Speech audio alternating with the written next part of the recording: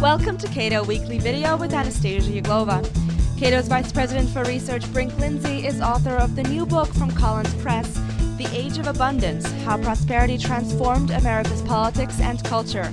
In a forum here at the Institute, Brink discussed the impact of our economic abundance on the political and cultural directions American society has traced since the 1950s. In this video, an excerpt from that speech. As a matter of historical reality, the forces of economic dynamism and those of cultural dynamism have been mutually reinforcing. In politics, however, they have been locked in an adversarial relationship.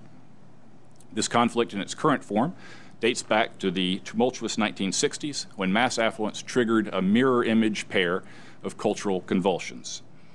On the countercultural left, a romantic rebellion against order and authority of every description, and on the traditionalist right, an evangelical revival of socially and theologically conservative Protestantism. Between them, these two movements have played decisive roles in shaping America's accommodation to mass affluence.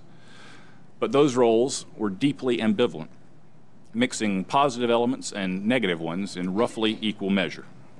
The countercultural left combined genuine liberation with dangerous nihilistic excess, while the traditionalist right mixed knee-jerk reaction with wise conservation of vital cultural endowments.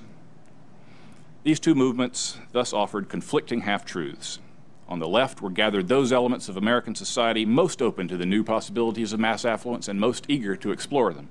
In other words, the people at the forefront of pushing for civil rights and feminism and environmentalism, as well as sex, drugs, and rock and roll. At the same time, though, many on the left harbored a deep antagonism towards the institutions of capitalism and middle-class life that had created all those exciting new possibilities.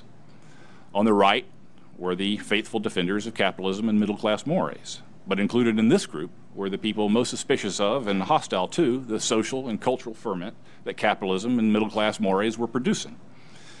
This is the blind versus blind struggle of the culture wars. One side attacked capitalism while rejoicing in its fruits. The other side celebrated capitalism while denouncing its fruits as poisonous.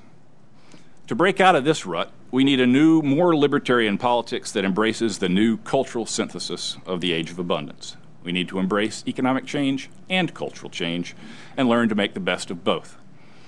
Unfortunately, the current election cycle doesn't hold out much promise for providing the breakthrough we need in both Republican and Democratic fields. The leading presidential contenders are noticeably short on libertarian instincts, much less rhetoric or actual policy positions. But I don't think self-pity is the right note to end on here. It's my firm belief that the key to a clearer understanding of where we are now and of the real and daunting changes that confront us lies in sloughing off the fashionable cynicism and despair that typically afflict the sophisticated and well-informed. The fact is, we live in a time of immense progress and opportunity. And even better, we live in the country where, more than anywhere else, the future is being created. That future will surely be brighter if we first recognize how incredibly lucky we are. Thank you for watching Cato Weekly Video. The Cato Institute is a nonprofit organization. For more information or to find out how to give to Cato, please visit www.cato.org.